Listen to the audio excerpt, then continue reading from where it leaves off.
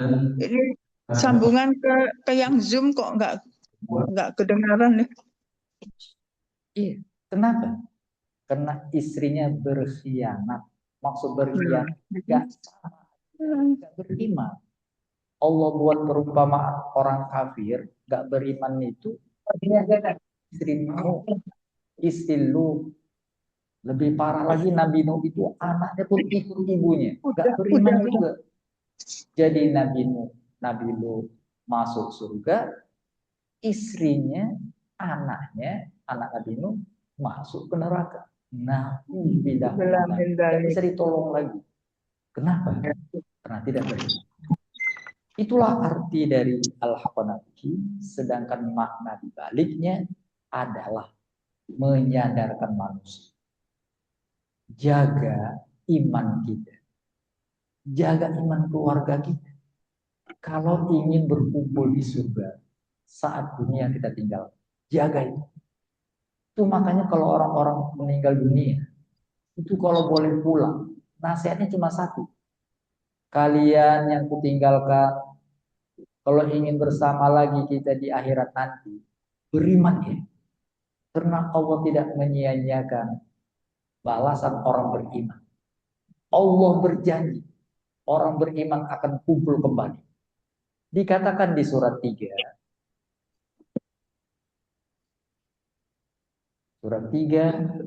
ayat 169.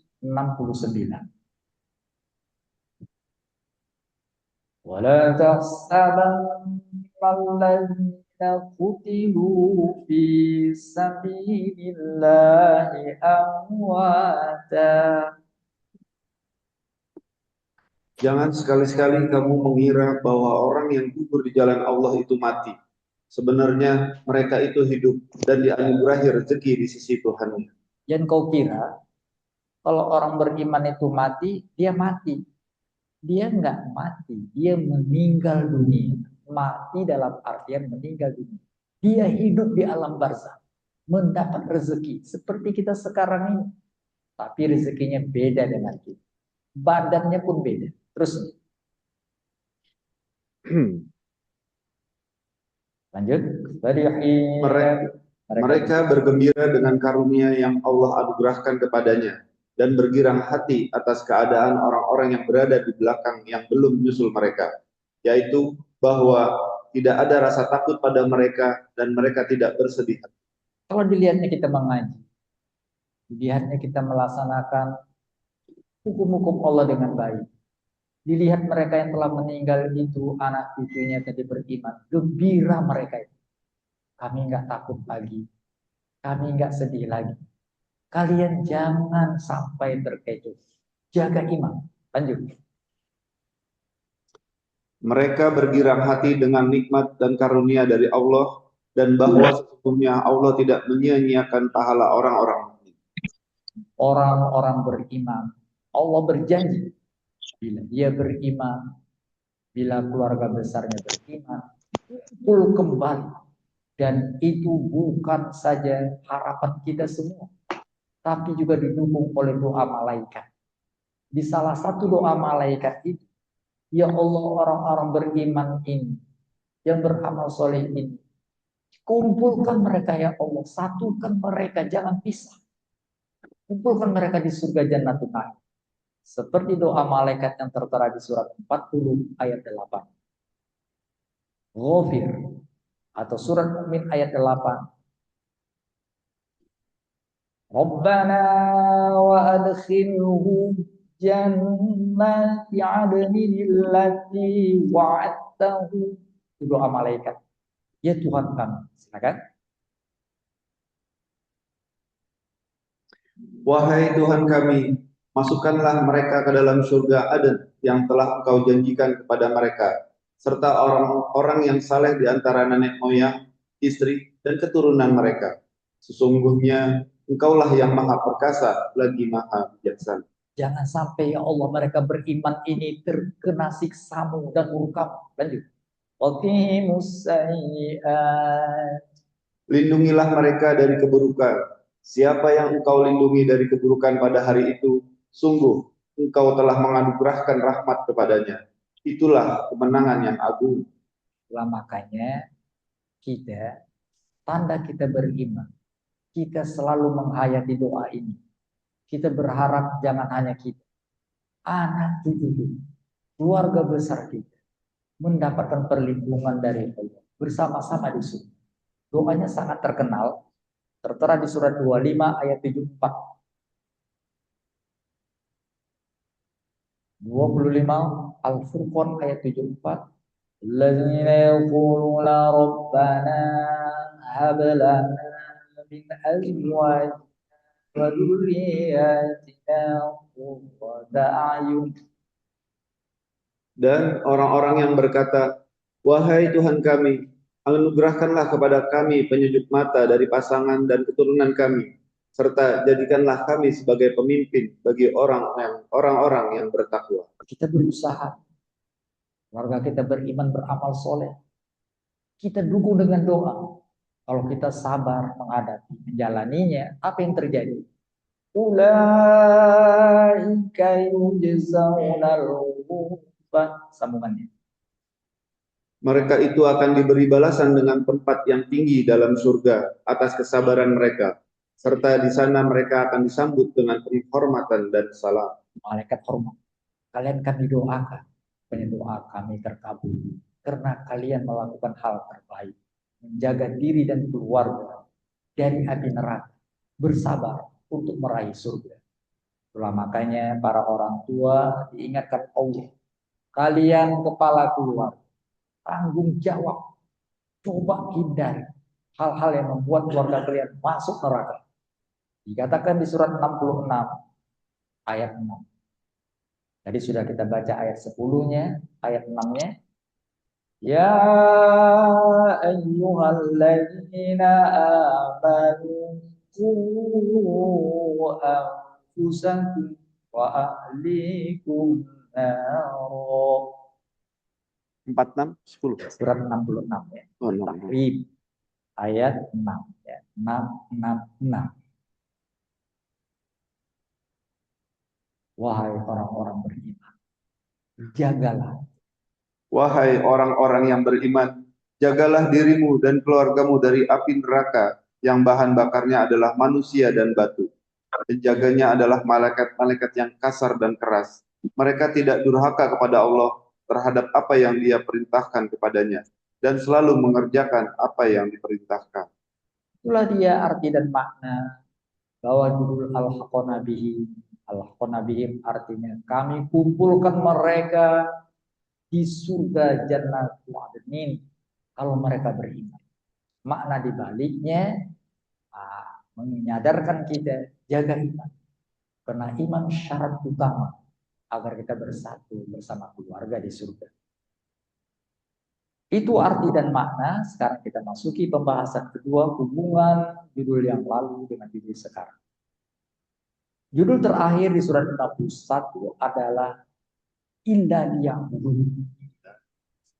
Artinya kami ciptakan manusia dan jin untuk mengabdi kepadaku. Jadi bila judul yang lalu menjelaskan makna hidup ini adalah untuk beribadah kepada Allah, maka judul sekarang mengingatkan agar kita saling mengingatkan, saling memberi nasihat untuk menjaga ibadah kita sebagai tanda iman kepada Allah. Dengan perkataan lain, bila judul yang lalu menjelaskan ibadah kepada Allah semata, judul sekarang mengingat kalau kita beribadah hanya mengabdi kepada Allah semata, kita akan berkumpul dengan keluarga kita. Itulah makanya Nabi Ibrahim, Nabi Ishak, Nabi Ismail, cucu dari Nabi Ibrahim namanya Yakub, pesannya, wasiatnya waktu mau meninggal adalah anak-anakku kalian nyembah siapa? Maksudnya jangan sembah selain Allah. Seperti dikatakan di surah 2 ayat 133. Al-Baqarah 133. Am kuntum syuhada hadara Yaqubal maut. Apakah kamu hadir menjadi saksi menjelang kematian Yakub ketika dia berkata kepada anak-anaknya, apa yang kamu sembah sepeninggalku? Mereka menjawab, kami akan menyembah Tuhanmu dan Tuhan nenek moyangmu, Ibrahim, Ismail, dan Ishak, yaitu Tuhan yang Maha Esa, dan hanya kepadanya kami berserah diri. Jadi, hanya para nabi berpesan kepada keluarga, jangan mengabdi kecuali kepada Allah semata, agar kita bersatu kembali di akhirat nanti dalam surga. Itulah dia hubungan judul yang lalu dengan judul sekarang. Sampailah kita kepada pesan-pesan di bagaimana supaya iman kita dan keluarga kita mantap melalui ayat-ayat yang terdapat di surat 52 ini. Mari kita perhatikan 3 pesan penting. Bila pesan ini kita hayati, insya Allah iman kita terjaga. Jadi kalau kita abaikan, hati-hati. Iman itu bukan saja bisa naik turun. Iman itu bisa kotor. Iman itu bisa hilang. Seperti dikatakan di surat 6 ayat 82. Iman tercemar, kotor, rusak, tak bermanfaat lagi. 82 mengatakan surah Al-An'am ayat 82. Alladzina amanu wa lam yalbisu imanahum bidzulm. Orang-orang yang beriman dan tidak mencampur adukan iman mereka dengan kezaliman atau syirik, merekalah orang-orang yang mendapat rasa aman dan mendapat petunjuk. Baru iman itu aman kalau dia tidak kotor. Kalau begitu hati-hati dengan yang membuat iman menjadi kotor. Tadi syaratnya imannya bersih. Tergantung apa yang kau lakukan.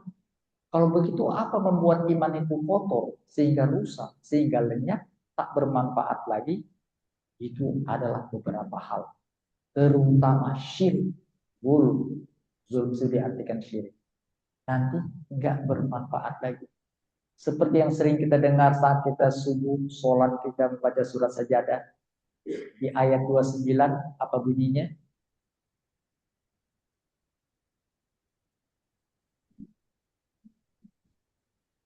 Qul yawmal fathi la yanfa'ul ladzina kafaru imanuhum.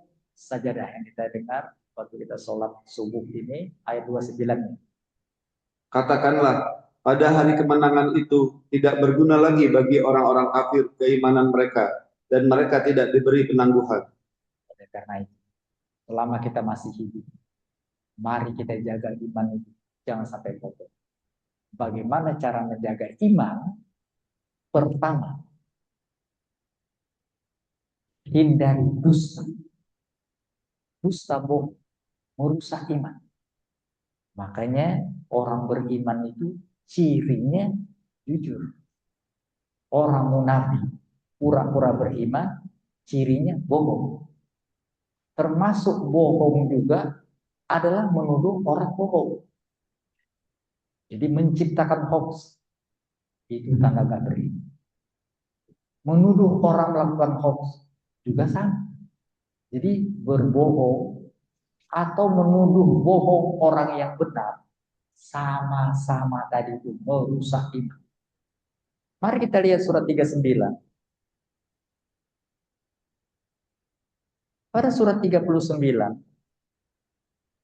ayat 32 dikatakan begini.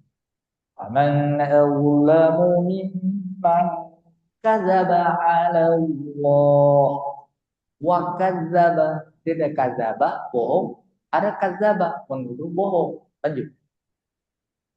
Maka, siapakah yang lebih zalim daripada orang yang membuat kebohongan terhadap Allah dan mendustakan kebenaran ketika datang kepadanya? Bukankah di neraka jahanam terdapat tempat tinggal bagi orang-orang kafir? Itu tanda kekafir. Jadi hati-hati. Hindari dusta. Jangan ada dusta antara kita. Kira-kira begitu. Hindari dusta. Karena dusta itu adalah ciri orang munafik. ciri orang-orang yang imannya tidak benar, hanya di permukaan, tidak bersarang dalam hati. Itulah makanya pada surat 52 dikatakan begitu.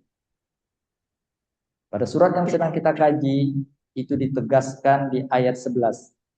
Wawailu yawma idzil lil mukazzibin. Maka pada hari itu celakalah orang-orang yang mendustakan. Dustakan atau berdusta sama-sama celaka. Itu bahkan di surat yang lain diulang berkali-kali. Mari kita lihat contohnya di surat 77. Pada surat 77, kata-kata yang disebutkan di surat 52 tadi diulang. Mari kita lihat ayat 15. Wailun yawma idzil lil mukazzibin.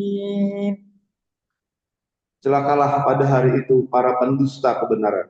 19. Celakalah pada hari itu para pendusta atau kebenaran. 24. Celakalah pada hari itu para pendusta atau kebenaran. 28. Celakalah pada hari itu para pendusta atau Terus celaka sampai terakhir 49.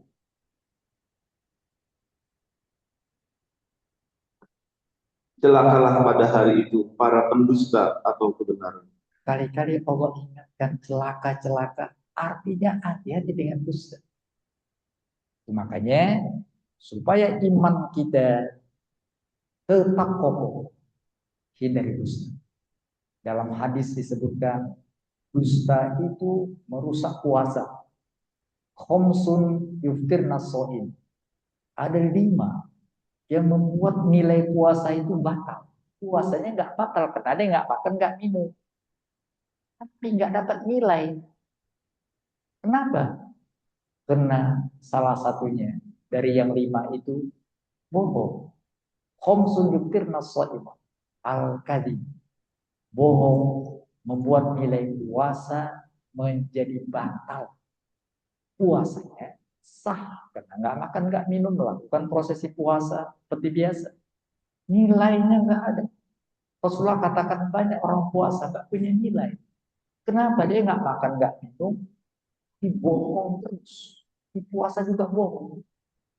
Nauzubillah min dzalik. Pada surat 2 Al-Baqarah di ayat-ayat di awalnya diingatkan begini. Al-Baqarah ayat 6. Innal ladzina kafaru sawa'un 'alaihim. Silakan. Sesungguhnya orang-orang yang kufur itu sama saja bagi mereka. Apakah engkau Nabi Muhammad beri peringatan atau tidak engkau beri peringatan?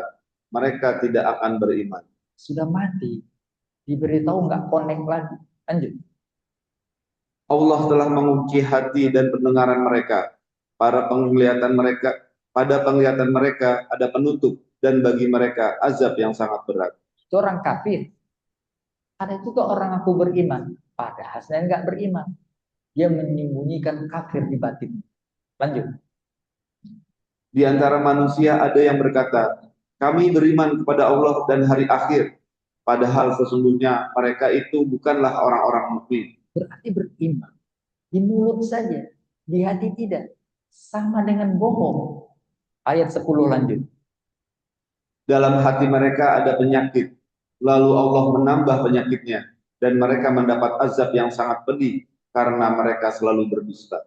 Berdusta merusak iman. Oleh sebab itu, latih diri kita.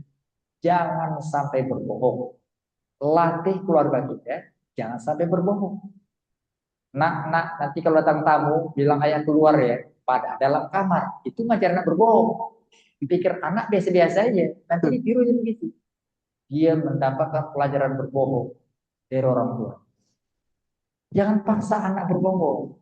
Kadang-kadang anak itu terpaksa bohong. Kenapa? Itu biasa terjadi pada kasus anak kecil. Anak kecil itu karena ditakuti, dia bohong, belajar bohong karena dipaksa. Makan permen apa enggak? Dia makan permen. Tapi kalau dibilang iya, pasti dimarahin. Enggak. Jadi kita paksa dia berbohong. Kalau bijak bilangnya sama dia, permennya berapa tadi? Kalau satu nggak apa-apa, dua nggak boleh. Dia tunjuk. Jadi nggak bohong dia. Walaupun makannya dua, tapi jelas dia nggak bohong. Artinya dia mengatakan bukan arti dia makan permen. Itu ceritanya yang paling penting. Kalau tadi nggak makan permen, kita membuat orang berdosa.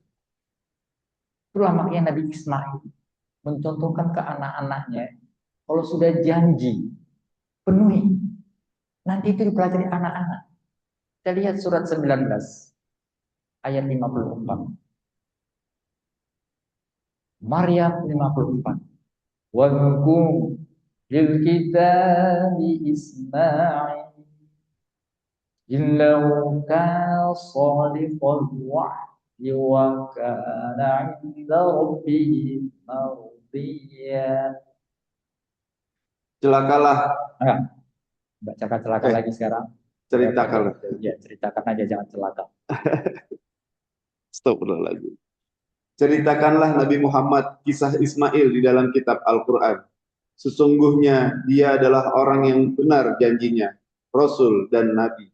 Kenapa Allah katakan dia benar janji? Untuk mengatakan, jangan ajari keluarga kita berdusta. Itu didapatnya dari Ibrahim. Ismail anak Ibrahim. 41. Wahkum fil kitabi Ibrahim. Ceritakanlah Nabi Muhammad kisah Ibrahim di dalam kitab Al-Quran. Sesungguhnya dia adalah seorang yang sangat benar dan membenarkan lagi seorang Nabi. Terus turun-temurun sampai kepada Muhammad Sallallahu Alaihi Wasallam. Karena jujurnya orang katakan Muhammad itu Al-Amin, orang yang amanah, orang yang jujur. Muhammad Sallallahu Alaihi Wasallam saat mendapat wahyu menjadi nabi, dia bilang begini, wahai kaum, bagaimana pendapat kalian? Seandainya ku katakan di balik bukit ini musuh menyerang, apakah kalian percaya padaku? Pasti percayalah Muhammad, kapan kau bohong? Jadi tidak ada satupun penduduk Mekah dan sekitarnya yang tidak mengetahui kejujuran Muhammad Sallallahu Alaihi Wasallam. Nggak pernah bohong. Itulah makanya orang-orang sekitarnya mengatakan nggak mungkin dia bohong. Kita nggak pernah bohong. Kalau dia katakan dia utusan Allah, pasti benar. Orang-orang tahu dia nggak bohong. Lalu kenapa nggak diterima? Itu lain lagi. Ada orang yang tahu dia benar, tapi menerima kebenaran gengsi. Tahu Muhammad ini benar, nggak bohong. Kita yang salah. Masa berhala kita sembah? Tapi menerima kebenaran, itu berat.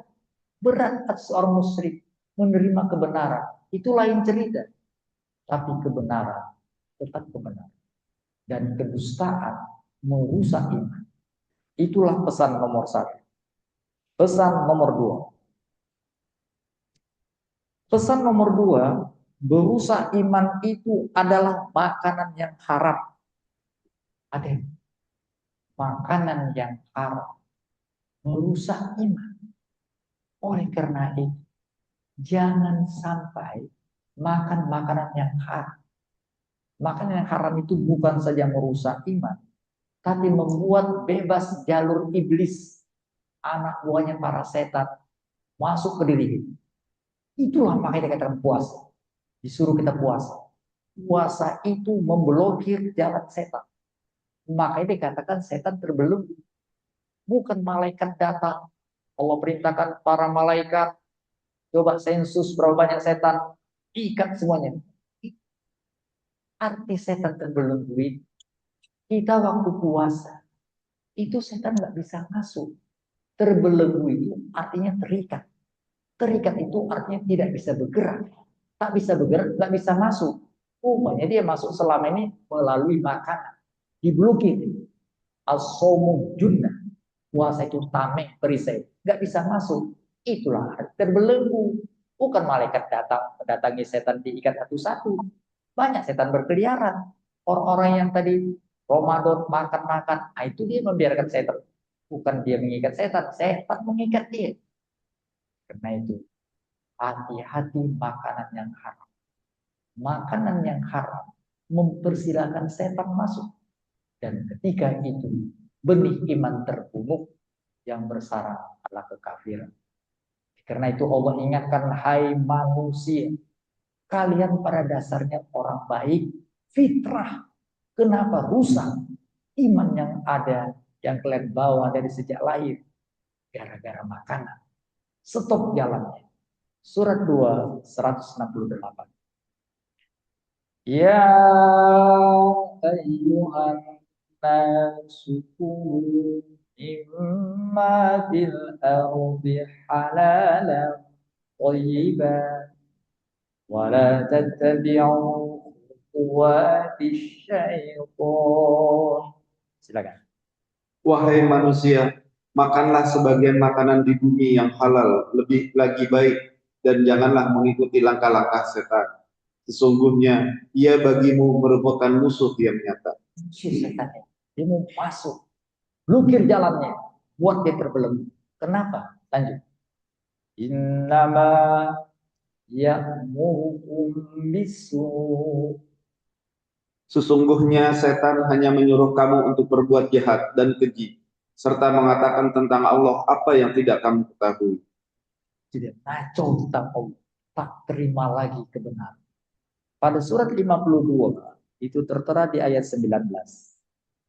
Surat yang sedang kita kaji, isyarat itu pesan nomor 2 ada pada ayat 19. Kulu washrabu hani'an bima kuntum ta'malun. Dikatakan kepada mereka, makan dan minumlah dengan nikmat sebagai balasan dari apa yang telah kamu kerjakan. Kamu dahulu di dunia puasa, mengatakan ke dirimu, setan, no way, tidak bisa masuk. Kamu belum, karena aku hanya memakan yang halal dan makan dari hasil yang halal.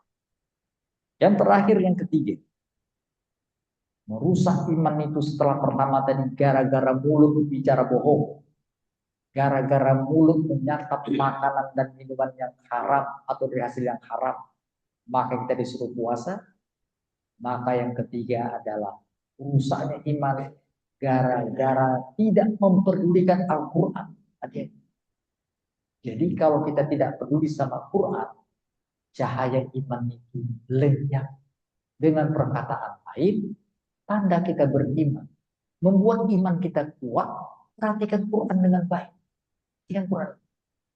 Apa tanda kita beriman? Kata Allah, tanda orang beriman ini, dia respect sama Quran. Kita lihat surat 8 ayat 2. Al-Anfal ayat 2. Innamal mu'minuna alladzina idza dzukirallahu wajilat qulubuhum. Sesungguhnya orang-orang mukmin adalah mereka yang jika disebut nama Allah, gemetar hatinya. Dan jika dibacakan ayat-ayatnya kepada mereka, bertambah kuat imannya. Dan hanya kepada Tuhannya mereka bertawakal. Itulah makanya Ramadan ini, setelah hati-hati mulut, jangan makan yang haram, jangan makan dari hasil yang haram. Hati-hati mulut, jangan ngomong sembarangan. Maka yang ketiga, perhatikan Al-Quran. Nuzulul Quran di Ramadan, artinya cobalah Ramadan ini. Turunkan Quran ke diri kita. Turunkan Quran ke mulut kita, pola bacanya baik. Turunkan Quran ke telinga kita, dengarkan bacaan Quran. Supaya iman kita bertambah nilai. Pada surat 52, itu dikatakan di ayat 29. Fadzakir wama anta bini'mati rabbika bikain wala majid. Wahai Nabi Muhammad, teruslah menyampaikan peringatan karena berkat nikmat Tuhanmu lah. Engkau bukan seorang tukang tenung dan bukan pula orang gila. Terus berikan peringatan kepada Muhammad SAW. Sekarang untuk diri kita, teruslah ingatkan diri kita dengan Al-Quran. Mulailah kita dengan mendengar bacaan yang baik. Yang sudah kita dengar tadi, kita praktek. Jadi caranya dengar dulu yang baik. baru kita baca sesuai dengan apa yang kita dengar. Itu tanda orang beriman. Seperti dikatakan di surah 2 ayat 121. Surah 2 ayat 121 mengatakan tanda orang beriman itu direspek pada Quran. Mari kita lihat. Alladzina atainahumul kitaba yatlunahu haqqa tilawati. Orang-orang yang telah kami beri kitab suci, mereka membacanya sebagaimana mestinya. Itulah orang-orang yang beriman padanya. Siapa yang ingkar padanya, merekalah orang-orang yang rugi. Di sang pesan di bawah judul Al-Qanabihim ini telah kita selesaikan, yaitu jaga mulut dari makanan yang tidak baik, jaga mulut dari mengeluarkan kata-kata nggak baik, dan menyiapkan hati dan pikiran kita selalu rindu pada Quran, rindu untuk membaca, mendengar, memahami, serta melaksanakan isinya dalam kehidupan sehari-hari. Semoga Ramadan ini membawa berkah kepada kita, sehingga kita lebih cinta kepada Al-Quran. Allah akan menyatukan keluarga kita surga jannatul na'im. Amin ya rabbal alamin.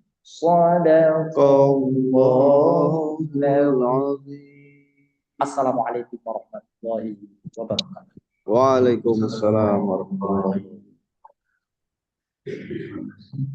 Selanjutnya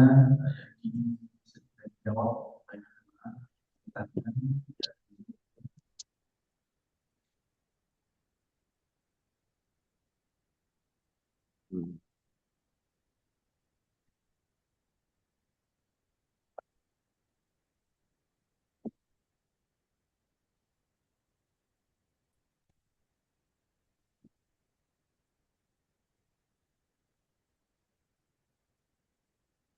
Baik, untuk mungkin ada penyampaian dari Bapak saya. Assalamualaikum warahmatullahi wabarakatuh. Boleh bertanya, Pak? Baik. Bismillahirrahmanirrahim. Ini agak sedikit beda dari sini. Ini saat ini sedang beredar itu di medsos itu, Pak, tentang asap dukon itu loh, Pak. Itu asap dukon itu sebenarnya bagaimana sih, Pak? Kok katanya di beritanya disebutkan bahwa pertengahan bulan Ramadan akan muncul asap dukon. Munculnya itu pada saat setelah sholat subuh.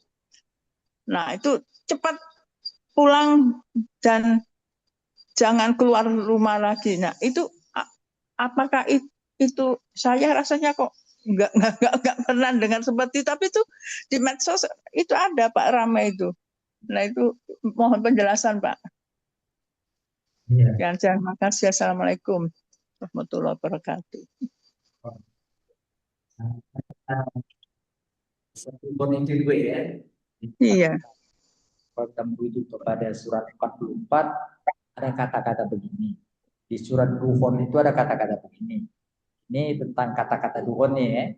Sebelum kita ke sana, mari kita lihat dulu tentang kejadian asap Duhon yang dikatakan di Quran. Di Quran tentang asap Duhon ini disebut di surat 44. 44. Ayat 10. Ar-Taqib yauma ta'tis sama'u bidukhanin mubin. Silakan. Maka nantikanlah hari ketika langit mendatangkan kabut asap yang tampak jelas. Ya usyanas. Lanjut. Yang meliputi manusia durhaka. Ini adalah azab yang sangat pedih. Rabbana kshif 'annal 'adzaba inna mu'min. Mereka berdoa, wahai Tuhan kami, lenyapkanlah azab itu dari kami. Sesungguhnya kami adalah orang-orang mukmin. Jadi kabar baiknya kalau kita beriman jangan takut. Dan kalau kita mendengar isu seperti itu, supaya kita kuat, bacalah ini. Baca apa? Dia surat 3, ayat 173. Surat berapa tadi? Ya, 100 baca. Terjemahnya 173 Ali Imran. Yaitu mereka yang ketika ada orang-orang mengatakan kepadanya, sesungguhnya orang-orang Quraisy telah mengumpulkan pasukan untuk menyerang kamu. Oleh karena itu, takutlah kepada mereka. Ternyata ucapan itu menambah kuat iman mereka dan mereka menjawab, cukuplah Allah menjadi penolong bagi kami dan Dia sebaik-baik pelindung. Itu banyak zikir itu.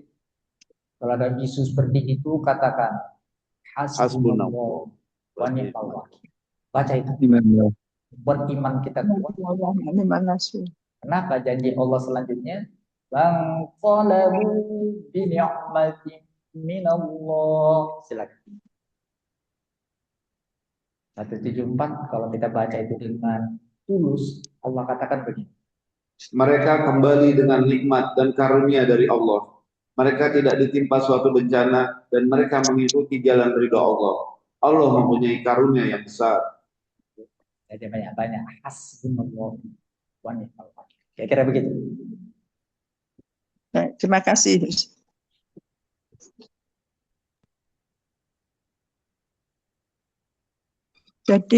Jadi sebenarnya itu kayak tanda, itu Iya. tanda Iya, akan ada bencana atau bagaimana itu ya, Ustaz? Dan tidak tadi supaya kita terhindar dan kan hasbunallah itu yang khas. Banyak-banyak baca itu. Ustaz ini. Ya dengar ya. Berapa?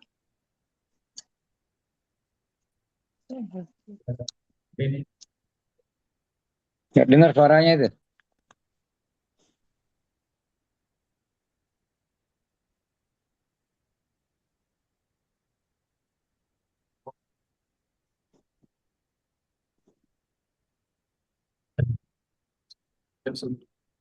Bentuk mungkin ada beda-beda di bahasa Arab. Ya, silakan. Assalamualaikum warahmatullahi wabarakatuh. Waalaikumsalam. Ya alhamdulillah sebetulnya ini merupakan sesuatu yang intinya lah selalu menjaga iman kita. Dan juga tentunya anak keturunan kita. Dan memang dasarnya benar ya. Sama Al-Quran katakan, jagalah dirimu dan keluargamu dari siksa api neraka. Jadi semua masuk surga. Intinya bagaimana kita sekeluarga akan masuk surga tadi saya kemukakan hal-hal yang harus kita laksanakan dan menghindari larangan-larangan tadi. Saya pikir intinya itu ya. Jadi sekali lagi ya dengan puasa kita sebetulnya membuat segala sesuatu yang berkaitan dengan kejahatan, kebohongan sebagainya, insya Allah akan terhindar dari kita karena kuatnya iman kita. Tapi itu saja dari saya. Mudah-mudahan ada manfaatnya. Wabillahi taufiq wal hidayah. Assalamualaikum warahmatullahi wabarakatuh. Waalaikumsalam warahmatullahi wabarakatuh. Kewajiban pertama kepada semua masjid dan kita semua yang berkenan ini kita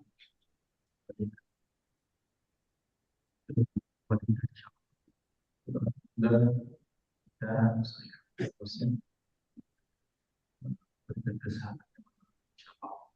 bersama-sama kita tutup dengan majelis subah. Allahumma bihamdika asyhadu an la ilaha illa anta astaghfiruka wa atubu ilaik.